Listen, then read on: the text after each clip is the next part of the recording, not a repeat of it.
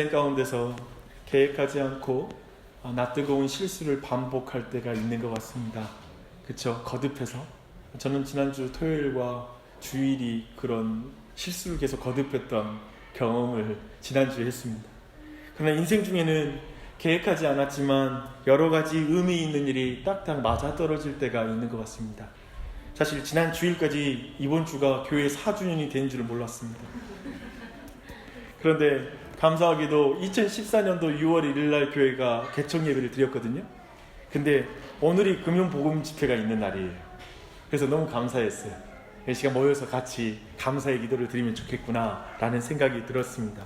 그리고 이번 주일부터 또 NRP C데이라고 그래서 우리 교회 공동체의 날로 해가지고 좀 더 이제까지 했던 원래를 확장해서 공동체 전체가 서로를 기뻐하고 소개하고 서로 관계를 맺는 그런 시간으로 지키기로 했는데 참 2주년을 맞아서 이제 4주년 맞아서 참 의미 있는 시간이 되겠다라고 생각이 됩니다.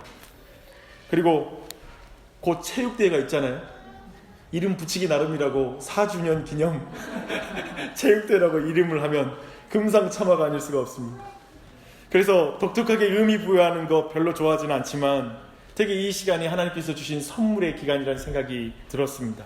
오늘 저녁에 하나님께 우리가 감사의 기도를 드리는 그런 기도를 우리가 드렸으면 좋겠고요. 또 하나님 말씀에 따라서 우리가 기도할 때 하나님이 기뻐하실 줄 믿습니다. 아멘. 이런 날 밤에는 아멘이라 해도 주께서 심판하지 않으실까 생각합니다. 요즘 저는 우리 교회는 신명기 말씀을 묵상하고 있습니다. 신명기 11장까지 율법의 취지에 대해서 모세가 설교하는 부분입니다. 근데 이제 12장부터는 율법의 구체적인 내용이 무엇인지를 우리에게 말해주고 있습니다. 근데 12장부터의 내용의 그 주제를 한마디로 말하면 이거예요.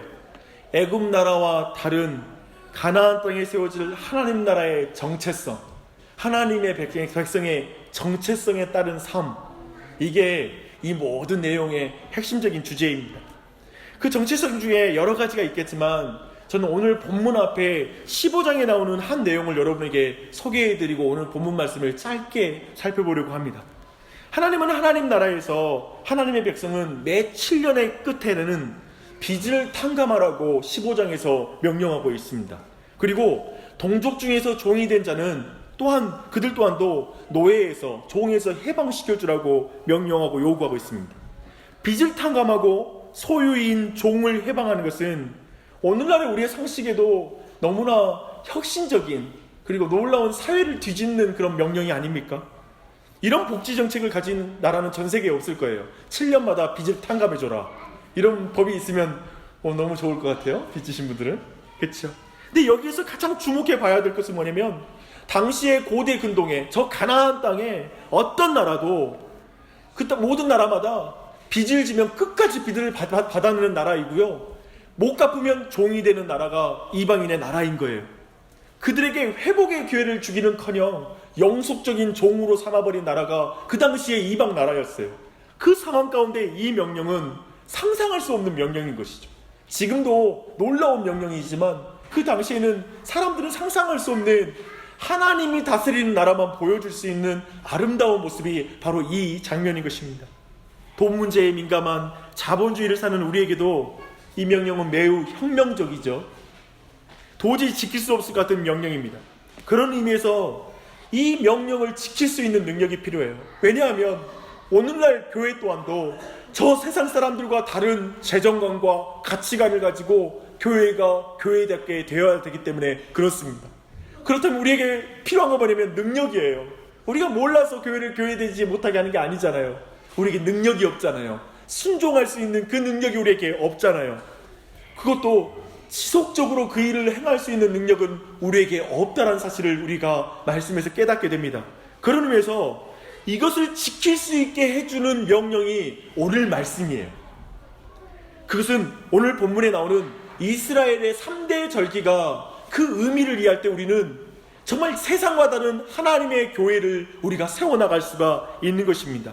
그래서 3대 절기의 의미를 통해서 이스라엘은 사회 안에서 지극히 작은 자 하나를 향한 관대함과 너그러움과 희생과 그리고 그 나눔의 삶을 구체적으로 실천할 수 있는 능력을 받은 거예요. 그래서 오늘은 이 말씀의 의미를 함께 살펴보려고 합니다. 저는 이 말씀을 통해서 우리 안에 정말 이 4주년을 맞았는데요, 역사와 전통이 있는 4주년. 근데 그 연수를 잘아가는 게 문제가 아닌 거예요. 교회는 교회다워야 되는 거예요. 우리가 그저 세월이 간 거에 대해서 우리가 자신이 아니라 세월이 간 만큼 교회가 교회다워지는 그 능력이 필요한 거예요. 그래서 오늘 말씀 가운데 우리가 기도하고 그 말씀을 간구할 때 하나님 우리에게 분명히 큰 은혜를 주실 줄 믿습니다. 오늘 말씀에서 우리가 살펴볼 3대 이스라엘 절기는 유월절, 칠칠절, 초막절입니다. 먼저 유월절이 1절부터 8절까지 다루고 있어요. 유월절은 우리가 다 알다시피 이스라엘 백성을 애굽에서 출애굽시킬 때 저 바로의 손에서 구원해 주심으로 말미암아 그 해방을 기억하는 그 절기가 유월절입니다. 어떻게 그 해방을 기억하는지 그 방법을 한번 볼 필요가 있어요. 유월절은 7일간의 무교절과 연결이 되어 있습니다. 이때 누룩을 넣지 않은 무교병을 먹어야 돼요. 근데 이 무교병의 의미는 뭐냐면 유교병이 부풀기를 기다릴 수 없을 정도로 급하게 그들이 출애굽하였기 때문에 이걸 고난의 떡이라고 부르기도 합니다. 그리고 이 누룩의 영적인 의미가 뭐냐면 부패함과 죄의 부분을 이 누룩 가운데 상징하기도 합니다. 그래서 그것이 제거돼야 되는 거예요. 우리 안에 있는 죄와 그리고 우리 안에 부패함이 제거되는 것, 그것을 고난 가운데 그것이 제거된다는 걸 기억하는 게 이 무교병의 의미가 됩니다. 이스라엘은 이 고생의 떡을 통해서 죄의 제거와 어린 양의 피와 그 살을 통해서 애굽에서 종되었던 땅에서 해방되었다는 걸 기억하는 것, 그래서 하나님의 구원하심을 기억하는 게 바로 이 유월절의 핵심 메시지입니다. 네, 예수님은 놀랍게도 이 유월절의 떡과 포도주를 제자들에게 나눠주면서 성만찬을 제정하신 걸 보게 됩니다. 신약시대의 유월절을 만드신 거예요. 그래서 구약시대의 이스라엘도 그리고 신약시대의 교회도 유월절의 의미인 하나님의 구원하심을 기억해야 되는 것이죠. 그래서 세상에서 착취당하고 결국에 죽임당할 수밖에 없는 우리를 먹이시기 위해 친히 자신의 몸을 우리의 떡으로 내어주시고 포도주가 되어주신 예수님의 구원하심을 기억하는 것, 교회가 모일 때마다 예수님의 구원하심을 기억하는 것이 우리가 유월절을 기억하는 것입니다. 그래서 교회가 가장 약한 자를 위해서 희생할 수 있고 그 사람들을 위해서 나아갈 수 있는 교회가 되는 것, 그것이 우리 안에 첫 번째 우리가 봐야 될 유월절의 의미입니다. 두 번째는 7.7절로 이어져요. 9절부터 12절까지예요. 유월절이 지난 안식일에서 50일 후에까지가 바로 오순절이라고 부르는 바로 기간입니다. 이것은 하나님의 풍성하신 관대함을 기억하라는 의미입니다. 하나님의 풍성하신 관대함. 역사적으로 볼 때 모세가 시내산에서 율법을 받은 날로부터 이 오순절을 기념했습니다. 무슨 의미입니까? 그때는 하늘에서 만나가 내려서 이스라엘 백성에게 배를 채웠어요. 그걸 기념하는 거예요. 동시에 하나님의 율법의 말씀이 주어졌어요. 그 말씀으로 배가 채워지는 거예요. 그래서 그 하나님의 관대함이 드러나는 거예요. 그래서 그걸 기념하는 것이죠. 그러나 가나안에 정착하면서는 이때부터는 보리추수가 시작되는 거예요. 밀추수가, 그래서 이 7.7절은 보리추수가 시작되고 그리고 밀추수가 끝나기까지의 그 기간을 말하기도 합니다. 이 절기에는 자녀와 노비와 성중에 거하는 레위인과 객과 고아와 과부가 함께 식탁에 앉아야 돼요. 6월절의 구원 이후에 그 백성을 먹이시고 입히시고 회복하시는 장면을 한번 상상해 보십시오. 그 장면인 거죠. 7.7절 안에. 그것도 모든 사회의 약자까지도 포함시키는 식탁이 벌어지는 거예요. 이것은 하나님이 주신 풍성함과 은혜의 복을 나누는 것이 이스라엘 백성이다, 교회다라는 의미를 가지고 있습니다. 이것이 그대로 성취되는 것이 룻기입니다. 나오미와 룻이 베들레헴에서 다시 돌아올 때 지금 그때 베들레헴은 보리를 추수할 때라고 말하고 있습니다. 그때 나오미와 룻을 회복시키는 구원자가 누구인가요? 보아스이죠. 그는 하나님을 떠난 비참한 죄인을 향한 하나님의 관대함을 넉넉하게 드러낸 사람으로 그 자리에 서 있잖아요. 그는 7.7절이 뭔지 아는 사람인 거예요. 그 의미가 뭔지 아는 사람으로서 관대함을 베푸는 거예요. 하나님의 관대함을 먼저 맛본 자로 보아스는 서 있어요. 그렇기 때문에 다른 사람이 하나님의 관대함을 맛보게 도와주는 것입니다. 우리는 교회에서 매 주일마다 하나님의 관대함, 참된 보아스이신 예수 그리스도의 관대함을 맛봐야 돼요. 오늘 기도회를 통해서 하나님의 관대함을 우리가 맛봐야 돼요. 그때에만이, 그 관대함을 맛본 사람만이 지속적으로 빚진 자의 빚을 탕감해주고 저 종들을 해방시키는 그 능력 있는 삶을 살게 된다는 것이죠. 그게 이 의도인 것입니다. 그리고 마지막 세 번째로는 초막절, 곧 수장절입니다. 13절로 15절까지 다룹니다. 이는 하나님의 신실하심을 기억하라는 의미의 절기예요. 하나님의 신실하심. 이 절기는 오늘날의 추수감사절과 같은 절기입니다. 축제예요. 그리고 77절과 마찬가지로 성중의 모든 사람들과 함께 식탁을 베푸는, 식탁에서 함께 먹는 축제이기도 합니다.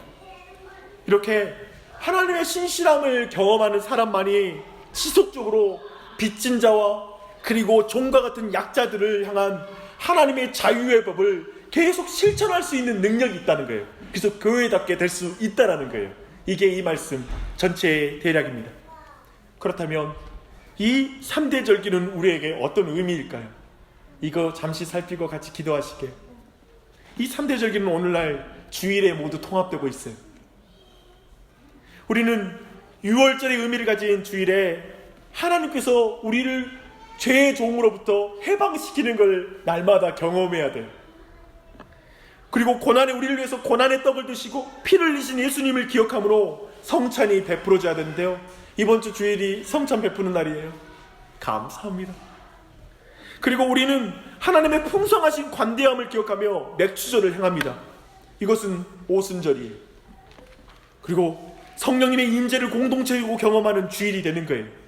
그리고 이 시간에는 애찬을 행해요. 그래서 놀랍게도요, 우리는 주일 예배를 통해 성찬을 먹고요, 끝나고 나서 애찬을 하는 거예요. 그래서 풍성하게 그 은혜를 나누는 거예요. 그리고 마지막으로 초막절을 통해서 하나님의 신실하심을 찬양하고 감사하고 하나님을 예배합니다. 여기서 주목할 것은 이스라엘 모든 남자는 이 세 절기에 하나님이 정하신 곳으로 예물을 가지고 나와 하나님을 봐야 했다는 거예요. 그래서 우리는 신약의 주일마다 그 백성들이 모여서 함께 예배하는 것입니다. 그 이유가 바로 여기에 있습니다. 그리고 여기서 우리가 주목할 한 가지는 지금 계속해서 고아와 과부와 나그네가 그 풍성한 절기의 은혜에 참여하고 있다는 것입니다. 이것이 교회입니다. 이것이 주일입니다. 우리는 주일에 예배 시간에 믿는 자들이 성찬을 행하고요, 그리고 하나님의 구원을 경험한 성도들은 그 풍성한 은혜와 관대하심으로 말미암아 서로 애찬을 행합니다. 그리고 교회의 애찬은 반드시 세상의 약자들에게 밥을 먹여주는 행위로 이어져야 됩니다. 그래서 우리는 냉장고를 채워서 사역을 합니다. 그 일을 힘써 앞으로도 감당할 거고 더 많은 사람을 먹이게 되는 교회가 될 줄 믿습니다. 할렐루야. 그 비전을 꿈꾸는 거예요. 그게 우리의 가슴을 설레게 하는 거예요. 이것이 교회이고 이것이 주일입니다. 절기는 다른 말로 말하면 축제라고 불러요. 이 축제가 제사에서 나온 말이거든요. 그런 의미에서 오늘날 우리는 또 제사를 지내지는 않아요. 그러면 우리는 어쩌면 주일을 잔치라고 말할 수 있을 것입니다. 파티입니다. 우리는 축제 같은 교회라는 말을 들어봤을 거예요. 맞아요. 우리에게 주일과 교회는 축제 같은 교회와 예배가 돼야 됩니다. 우리 교회가 그래서 이 6월절과 77절과 초막절의 그 의미를 온전히 우리가 경험함으로 말미암아 우리 교회가 이 세상과 다른 나라가 이루어진 나라가 됐으면 좋겠어요. 하나님의 구원하심과 관대하심과 신실하심을 매주 맛봄으로 말미암아 그것을 드러내는 교회, 그게 우리가 꿈꾸는 교회고, 이제 4주년을 맞아서 우리가 더 깊어져야 될 건 그 영역에서 더 깊어져야 되는 것이죠. 하나님의 구원하심, 관대하심, 신실하심을 더 깊이 맛봐야 돼요. 그리고 그걸 더 깊이 실천해야 돼요. 다른 사람에게 그 은혜가 있었으면 좋겠습니다. 하나님, 지난 4년 동안 우리 교회를 하나님 늘 구원해 주시고 우리에게 늘 관대하게 대해 주시고 신실하게 여기까지 인도하신 하나님의 이름을 찬양합니다. 하나님을 찬양합니다. 목사도 너무 부족한데 그럼에도 불구하고 신실한 성도들과 함께 동역하게 해주시고, 사랑하는 우리 지체들, 때마다 시마다 교회에게 재정을 공급해 주시고 필요한 거 채워주시고 늘 사람들 보내셔서 알맞게 그 자리를 섬기는 자들을 주님께서 복음 안에서 세워주셨음에 감사드립니다. 함께 말씀대로 운영되는 교회, 복음 중심적으로 운영되는 교회를 위해서 몸부림치고 인내하고 참고 하나님께 기도할 수 있도록 은혜 주셔서 감사합니다. 때론 너무나 외로운 자리에서 자신의 사역을 감당할 수 있는 사역자들을 많이 보내주시니 감사합니다. 일꾼들을 많이 세우시니 감사합니다. 정말 불평이 많지 않고 늘 감사하며 이해하며 여기까지 올 수 있도록 인도하시니 감사합니다. 우리가 이제까지 걸어온 것처럼 그것이 우리의 실력과 우리의 잘남 때문에 이렇게 온 게 아니라 하나님 은혜로 여기까지 왔습니다. 우리가 복음을 붙잡은 게 아니라 복음이 우리를 붙잡아줬고 말씀을 우리가 지킨 게 아니라 하나님의 말씀이 우리를 지켜줬습니다. 감사합니다. 하나님이 영광 받으시고 하나님이 모든 찬양을 받으시옵소서. 이제 4년까지 왔사오니 5년, 6년, 7년, 8년 주님이 이 교회가 허락하신 그 수명을 다할 때까지 그 신실한 길을 걸어갈 수 있도록 사역자들이 신실하게 하여 주시고 우리 모든 성도들 직분자들을 신실하게 세워주시옵소서. 하나님 감사합니다. 모든 것에 감사합니다. 하나님 이 밤에도 우리가 기도할 수 있도록 다시 복음을 기억하고 다시 우리의 예배의 회복을 위해 기도할 수 있도록 인도하시니 감사합니다.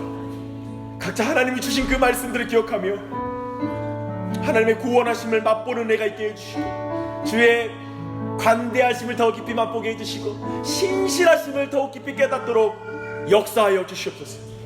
가정마다 복되게 하여 주셔서 우리 교회 모든 어린아이들부터 어른들까지 모든 가정들마다 하나님 이 말씀의 은혜를 부어주시옵소서. 오늘 기도의 은혜를 부어주시옵소서. 우리가 간구한 대로 말씀이 성취되게 하여 주시옵소서. 그래서 보아스와 같은 가정 되게 해주시고 보아스 같은 자손들이 일어나게 하여 주시옵소서. 그래서 이 세상에 세상 사람들이 무시하는 지극히 작은 자들을 세우는 사람들 교회 되게 해주시고 정말 낮은 자들, 고난당한 자들, 핍박당한 자들을 살릴 수 있는 예수 그리스도를 닮은 자손들이 일어나게 하여 주시옵소서. 그런 신실한 백성들이 되게 하여 주시옵소서. 그러면 우리 주님 이 시간 이 기도를 너무 기뻐하시는 하나님 아버지를 믿습니다. 지금 이 기도를 너무 기뻐하시는 줄 믿습니다. 우리가 예수님의 이름을 의지해 이 기도를 드리오니 이 기도 받아 주시옵소서. 응답될 줄 믿습니다. 역사하여 주시옵소서. 하나님 이 시간 잠시 각자들마다 개인의 기도를 드립니다. 잠시 눈을 감고 생각하며 교회로 인도하신 하나님을 기억하며 감사의 기도를 드리게 해주시고 이제 어떻게 신자의 삶을 살아가야 될지 교회와 함께 신앙할지를 생각하는 가운데 하나님의 뜻을 알려주시고 한 걸음 한 걸음 지도해 주시옵소서. 모든 것에 감사드리며 예수님의 이름 받들어 기도입니다. 아멘. 주님 감사합니다.